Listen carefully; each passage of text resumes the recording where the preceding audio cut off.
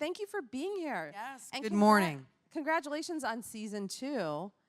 I saw the first episode, and I am really upset that they didn't put all of them up there because it's riveting. Okay. It's really, really interesting. That's what we hope. This series is really fun for me because it's one case told over 10 episodes. So it's an anthology, basically. And I'm like, yes. And my cast, so each season, if it keeps going, I'll get a new case, new cast. This cast is so exciting because you never expect the turns that the story takes. So I have incredible Michael Ealy. It was really hard to be mean to him. Look at those eyes. I know. Michael Ealy, Makia Cox, Jordana Brewster, Terry O'Quinn. There's so many incredible people. In movie land, we stop. They're like, cut, when there's sirens, but this is live. Keep going. It actually adds to the drama of Secrets and Lies. Cue the sirens. Okay, they go. So what is the difference between doing an anthology versus playing a one-off character? I assume that it really brings a richness to the role because you can develop her season after season. Well, this is one of the reasons why I took a series, because it's a completely different kind of challenge, because every episode, I don't know what's going to happen next. So I sort of have to rise to the occasion, whatever the script is. So midway through this season, you find out what makes my character tick, because she's very tightly wound. It's poker face the whole time. She doesn't show anything because she's a homicide detective. You don't lead with your emotions in that job. So midway through, we start seeing the cracks in her life and her secrets and lies. And it gets very dramatic. So that was really fun for me to play. But that's the trip of serialized a series, is you just sort of go wherever the writers lead, and you hope you have really great writers, which we do on this show. Barbie Kligman's our show creator, and she's just guides this show. She loves it, and she's really brilliant, and so I'm proud to be a part of it.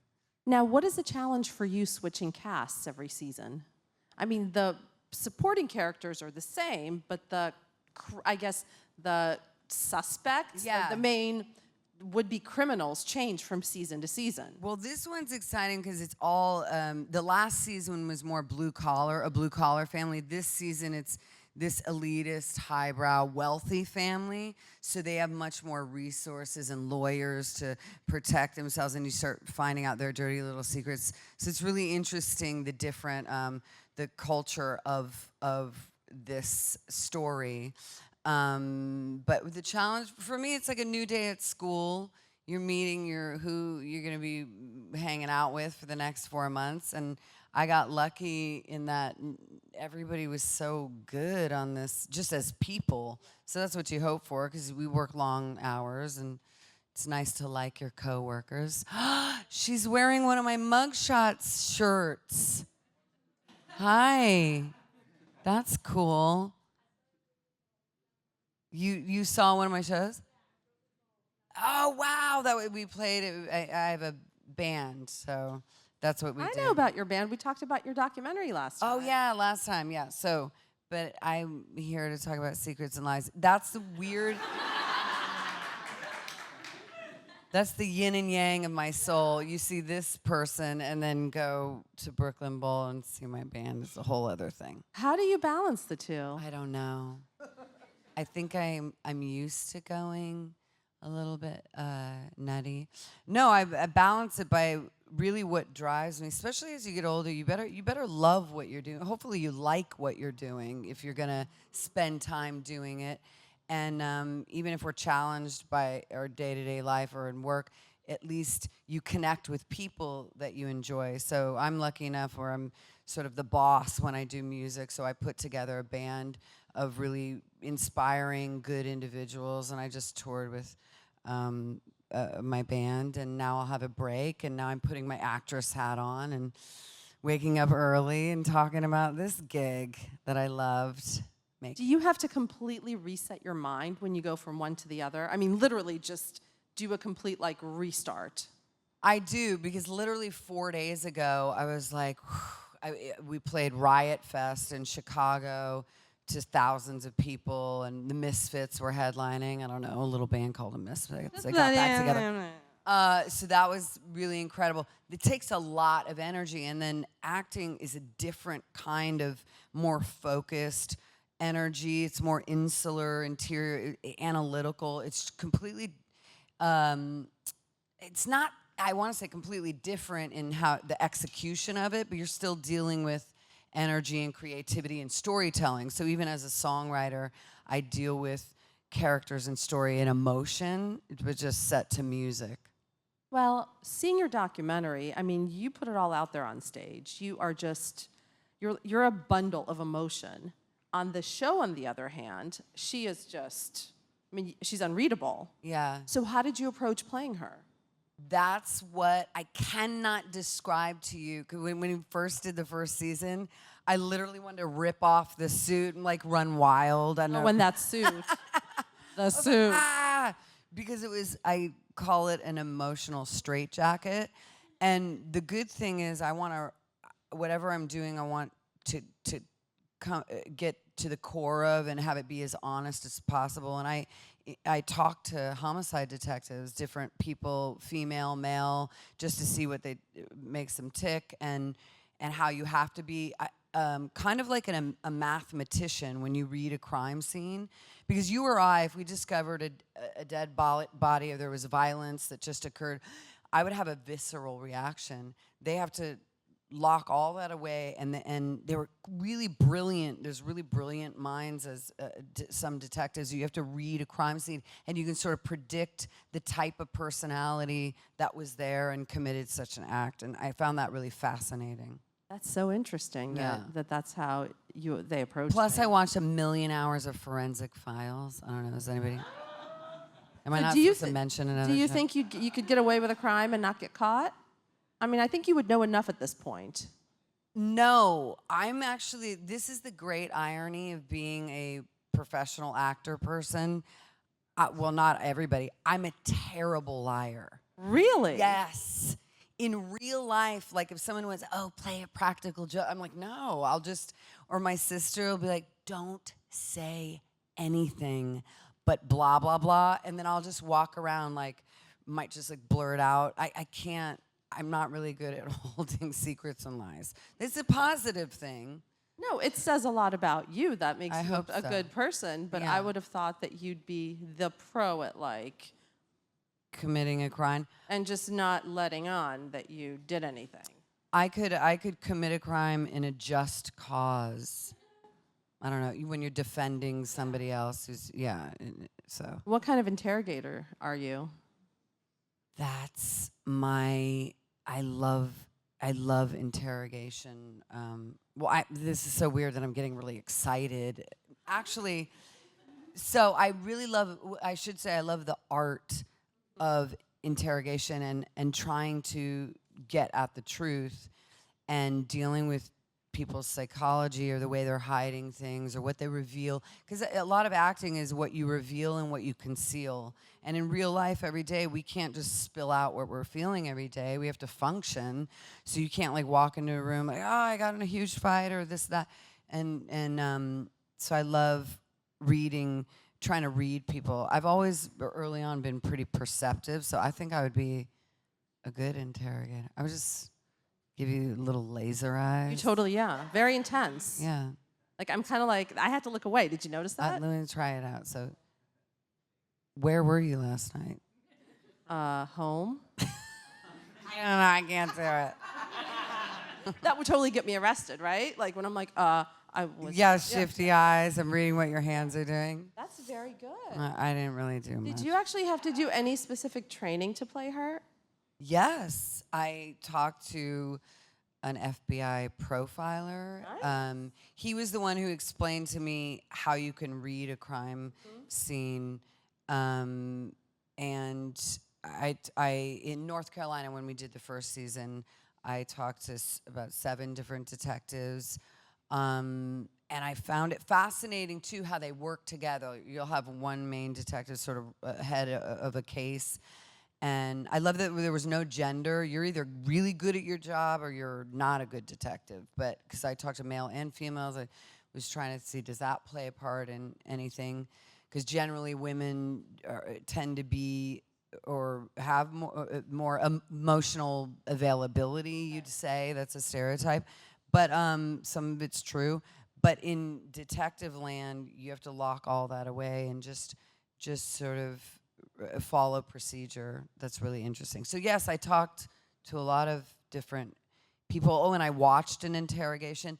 I literally got sick to my stomach. I'm all emotions usually, so that was really Like you sat in one of the rooms with the in the mirror. back. Yeah, and I was like, oh God, because this teenage girl was lying for her boyfriend who had just he was a gang member and killed somebody, and you could tell she's lying, and the cops were watching like, all right, let me go take a crack at it to try a different tact to get her to break. This was really heavy. They should have sent you in there with your laser eye. No, I would have been like, oh my God, what are you doing? I don't think that's a technique, but I wouldn't want to give her a hug. It was too sad. Wait, let's backtrack for a second. What can you say about the plot this season? Because it's very different from season 1. Oh yeah, that's crazy. Imagine being a person that can't lie or who's happy to talk to people, and people approach you and they're like, so what's going on? Did so-and-so, or is this gonna happen? To answer your question, I can't tell you anything. So here's what I can tell you. Kind of a broad outline. Right. So we open this season with Michael Ealy's character, Eric Warner, his wife, it has fallen or something's happened from a building. And it's very dramatic, very heavy. And then I meet the family, and that's where you start figuring out, are you suspicious, this one, that one? And I start looking into all of their backstories and history, and they all seem to be suspicious at different times. Yeah, and we learn about the dysfunction of this family that seems to have it all together and success and all that stuff. Okay. Yeah. And to backtrack even a little bit more, Miss Lewis, you were at a Martin Scorsese benefit last night, and I believe you worked with him in a little gem called Cape Fear. So, for which you earned an Oscar nomination. Yeah. So what is your memory of working with him? Well, I have to say last night was a Friars Club tribute to Marty, and I spoke. And there's literally a handful of people in my career that have changed my life, and I have just profound memories of. And Scorsese's one of them. What do I remember? So many things. I sort of like to say he gave me my creative wings.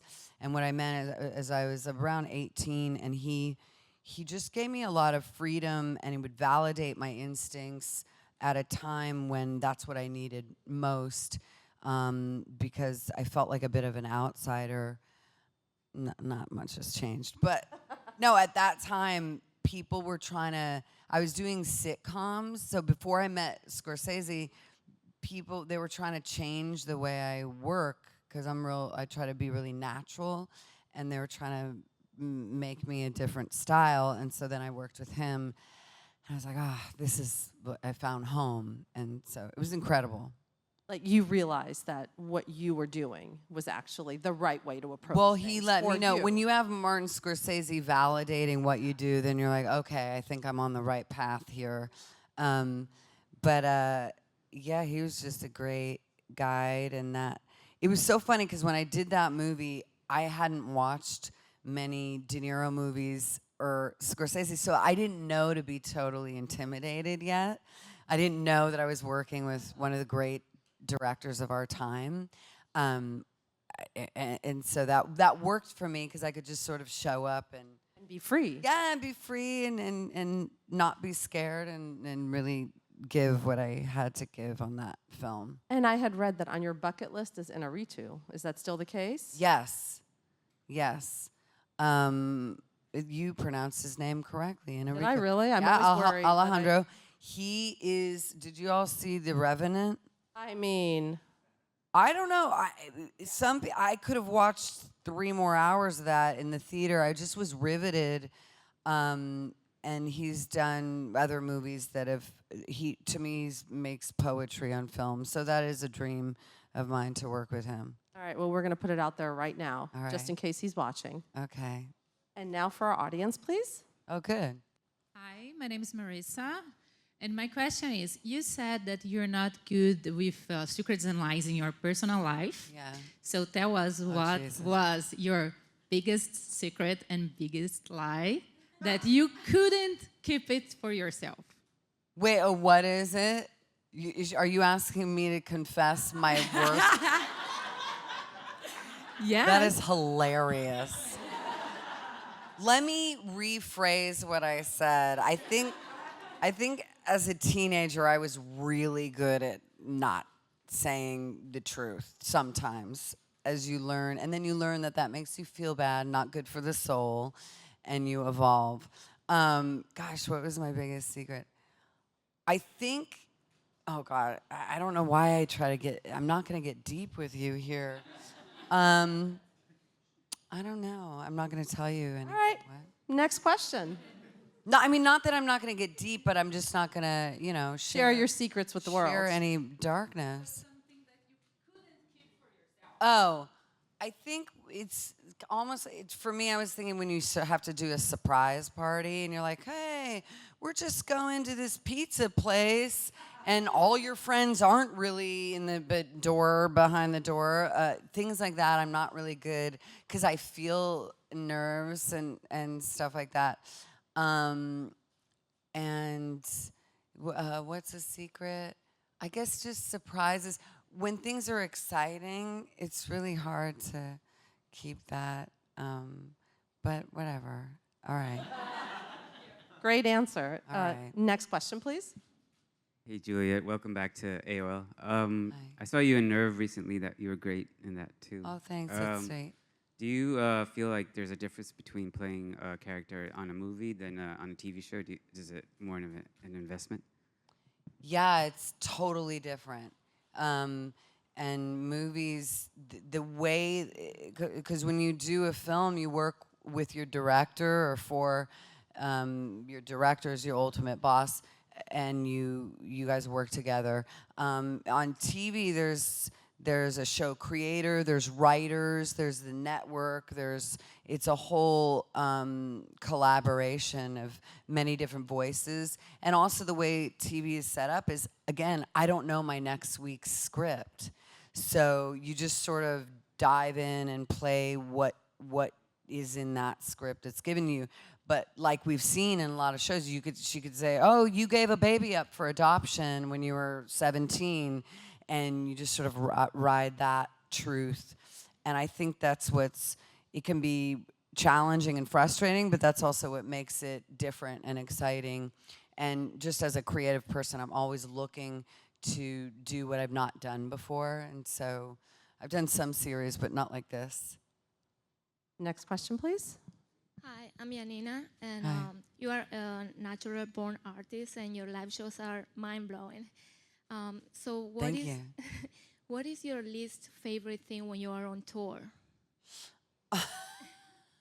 Well, least favorite thing is it's so mundane, and you don't know unless you've been, is looking for food. You literally feel like little vagabond scavengers because we don't have a ride. Rock clubs are usually not in a nice part of town. And so the first thing you roll out of the bus, and you're sleeping on a moving vehicle, so that gets challenging. There's all kinds of, you're missing the comforts of home, but it's also what makes it amazing because you kind of feel like nomads, and you're a gang. And then of course the shows that night is what we all are doing it for. But yeah, I guess it's like where to brush my teeth. That could be annoying. So when you go home, you're like, yay, a sink that's still. That's fun. I'm not on tour. So here's what's the trip about acting and doing music is literally 4 days ago I was having all those dilemmas, and now I'm in New York City In a nice hotel. So I'm really grateful for the experience, no matter what I'm doing. I try to be. And you can brush your teeth without anything shaking. Yeah, there you go. And time for one more question, please. Hi, good morning. My name is Hi. Josh. I was just wondering, were you offered the part, or did you have to audition? And if you don't, I'm an actor myself. and Cool. I hate auditioning. Once you get the part, it's like, oh, it's nothing. But the audition process, do you still get anxious if you audition, or? Oh yeah, I think I'm a terrible auditioner, but somehow I got some jobs. This one I did not have to audition for, so that's nice. But some things I do, like August Osage County, that's a movie that the brilliant playwright Tracy Letts wrote. And a lot of people were auditioning for that because that material is so special. But what do I do? Did you want any tips? I've been at it a while myself, but it's still nerve-wracking. It's totally nerve-wracking, and I think the biggest thing, even just with nerves in general, like I had to speak last night. I'm nervous just asking you. Yeah, that's it. You get into this thing of feeling your heart, feeling the chair, and go, okay. You literally like getting into the feeling, the discomfort, because we usually want to escape discomfort.